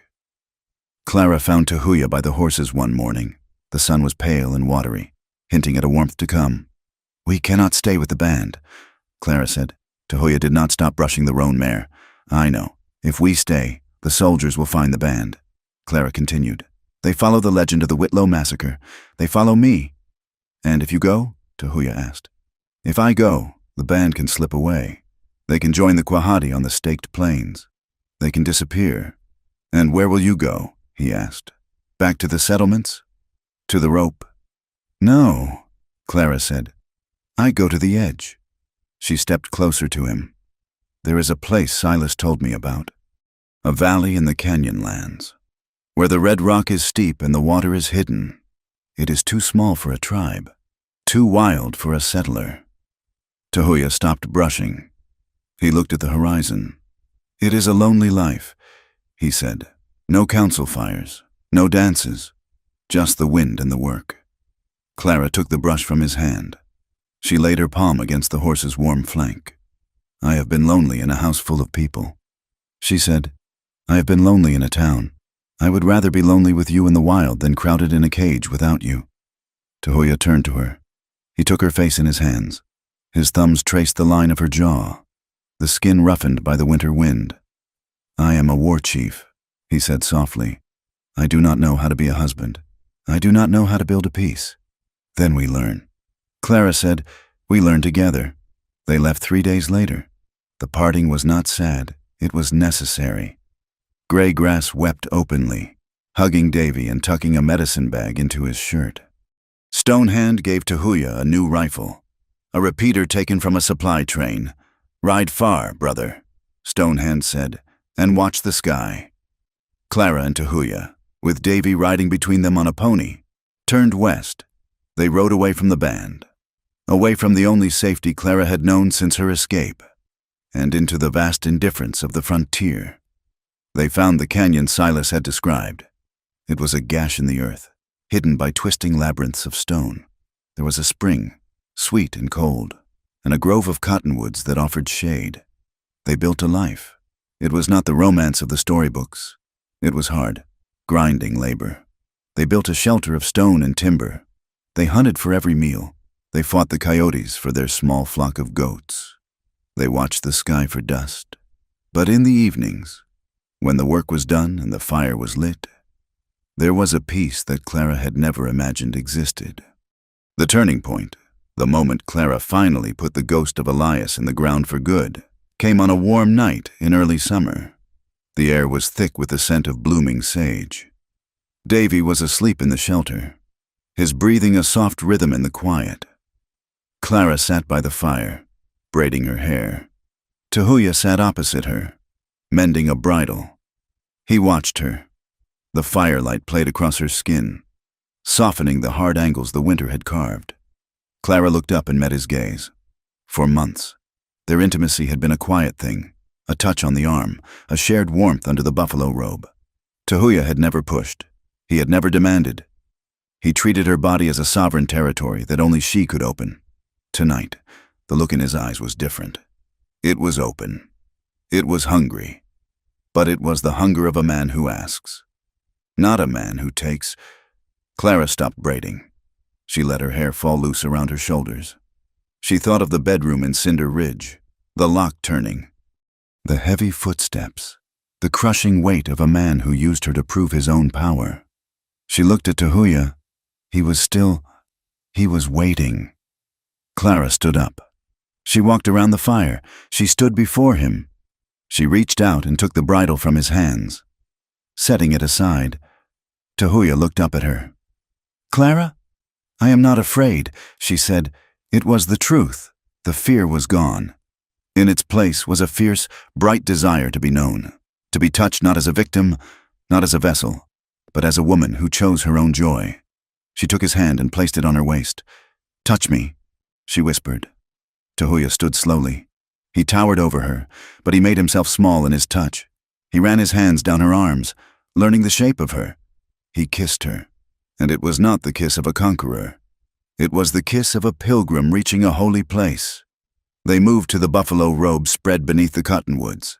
The stars wheeled overhead, a billion witnesses to a moment of absolute reclamation. When they came together, Clara did not close her eyes. She kept them open. She watched him. She saw the tenderness in his face. She felt the strength of his body, controlled and given freely. She cried, but they were not tears of pain. They were the tears of a dam breaking. The shame that Elias had planted in her, the deep, rotting belief that her body was a site of sin, was washed away. She was not dirty. She was not broken. She was alive, and she was loved. In the morning, the world looked different. The colors were sharper. The air tasted sweeter. Clara walked to the stream to wash. Tahuya was already there, filling the water skins. He looked up as she approached. He did not look away. He smiled, a rare, full smile that cracked his stoic face wide open. "Good morning, Clara," he said. "Good morning, Tahuya," she replied. She walked to him and kissed him in the bright light of day. It was a seal on the night's promise. Years passed. The world outside their canyon changed. The Indian Wars ground to their bloody conclusion. The buffalo vanished, replaced by cattle. The fences went up. The railroad cut the territory in half, but the canyon remained. News trickled in slowly. They heard that the trading post at Blackwood's Crossing had burned down a year after Elias died. They heard that without his network of bribes and double dealing, his empire had crumbled into bankruptcy. The name Whitlow became a cautionary tale of greed, whispered about in saloons. But another story whispered too: women in the settlements. Women who bore the bruises of angry husbands. Girls who flinched at the sound of heavy boots told a story of a woman who ran. A woman who stood up in the dust and spoke the truth that no one wanted to hear. They whispered that she had found a warrior who treated her like a queen. They whispered that it was possible to survive. Clara knew none of this. She only knew the life she had built. The story ends on a morning in late autumn, 5 years after the escape. Clara stood on the rim of the canyon, looking out over the plains. She wore a dress of buckskin, bleached white by the sun, and moccasins beaded with the patterns gray grass had taught her. Her hair was streaked with gray, but her back was straight. Beside her stood a boy of 8, Davy. He was tall for his age, with hair like corn silk and a bow in his hand. He looked at the horizon with the fearless gaze of a child who has never known a cage. And beside him stood Tahuya. He was older now, the scars on his chest fading into the map of his skin. He rested his hand on Clara's shoulder. It was a heavy, grounding weight, the weight of a partner, not a master. They looked out at the vast, indifferent horizon of the West. It was a hard land. It took more than it gave. It was a land of blood and dust, where history was written by the victors and the cruel. But down in the canyon, the fire was lit. The water ran clear, and a family, forged in the fire of trauma and cooled in the waters of love, stood together. Elias was dust. The papers were ash. Clara took Tahuya's hand. She squeezed it. He squeezed back. "We are here," she said to the wind. "We are here," he answered. They turned back toward the shelter, walking down the path together, moving forward into a future that belonged to no one but themselves. Thank you for listening to this story of Clara and Tahuya. It is a tale of the West not often told, one of survival, the hard road to justice, and the healing power of love in a brutal world. I would love to hear from you. Please leave a comment below telling me where you are listening from today. It is always a joy to see how far these stories travel. If you enjoyed this journey, please subscribe to From Wild West for more stories of the frontier, written with the dust and the heart of the true West. Share your thoughts in English in the comments. What did you think of Clara's choice? Until next time, keep your eyes on the horizon.